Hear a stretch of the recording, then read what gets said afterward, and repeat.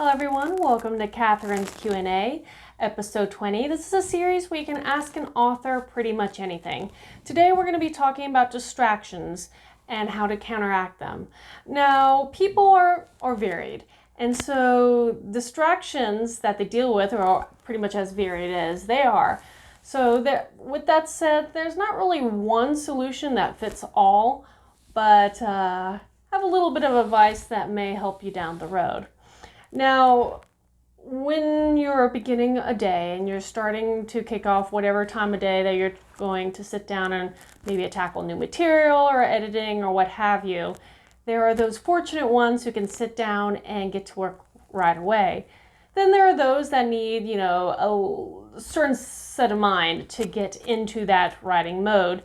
Maybe it is you have to listen to a certain playlist and set that up, or be in a certain kind of area of your house, or have that coffee ready and waiting for you.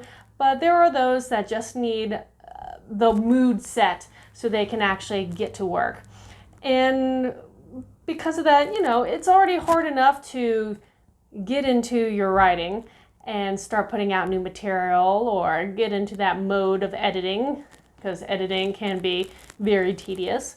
So whenever you have these outside distractions that pull you out and slow down your workday and cause you to start struggling, that's hard.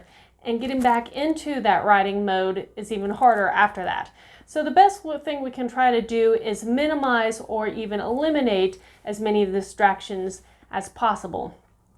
Now, again, kind of going back to the point that distractions can be varied. There are obviously external distractions. For instance, if you're a stay-at-home parent and you have kids in the next room playing, watching TV, maybe you have a little baby that needs to be fed periodically. As a dog parent, I have to walk my dog periodically, and just getting away from your computer or your pad and pencil and having to think about something else even for a couple minutes and then getting back to your work can be pretty hard to get back into that kind of groove. Other things, obviously some of the things you can't really control. You have noisy neighbors or a dog down the street barking. Again, these are all external distractions. You may have internal distractions. For instance, you may be a person that has a lot of deadlines coming up or a very long to-do list, and your mind keeps drifting to everything else you have to do that day and not focusing on the writing you need to do at the present. So all sorts of distractions people can deal with, and again, it's hard to have just that one good answer that fits all the situations. But first and foremost, the thing you need to do is realize, are these distractions a sporadic random thing, like maybe you get a phone call and you have to go answer the phone?